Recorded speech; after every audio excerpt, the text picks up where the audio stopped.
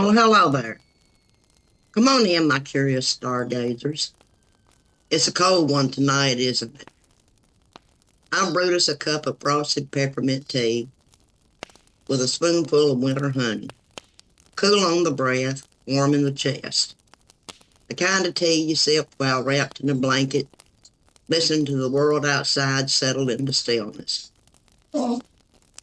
Because tonight's story begins in the stillness of early morning, when the world should have been quiet, and the sky decided to sing. Now, my dear friend, I'll call Renee, sent me a video not long ago. It was recorded in the wee hours. She had been asleep. Then suddenly she was awake. Not from thunder, not from sirens, from what she described as a chorus of trumpets.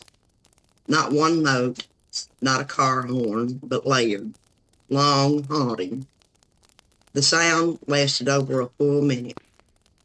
At first she thought it must be a train, but there were no trains that time of night, and no train horn carries that kind of eerie, metallic reconnaissance. And here's the curious part. Several of her neighbors heard it too. You see, these sounds aren't new. They've been written about for centuries.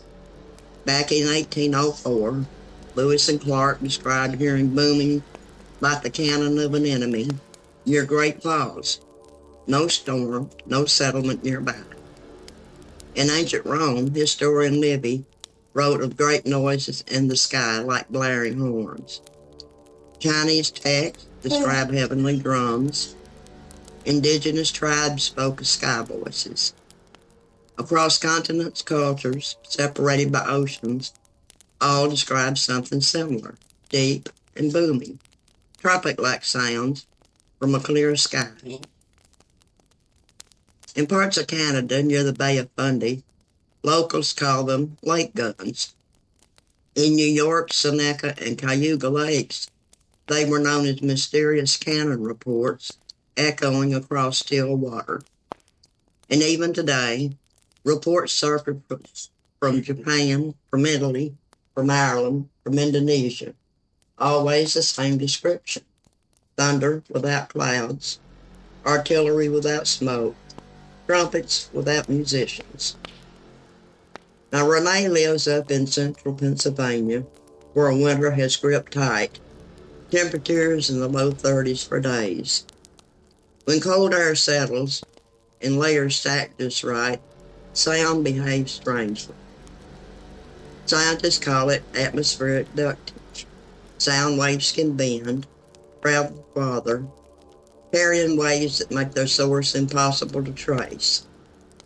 A distant industrial clang could stretch across miles and seem to pour straight down from above, or thunder from a storm far away might arrive without any cloud in sight.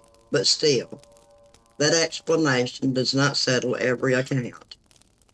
Some suggest shallow earthquakes that create booming acoustic waves with almost no ground shape.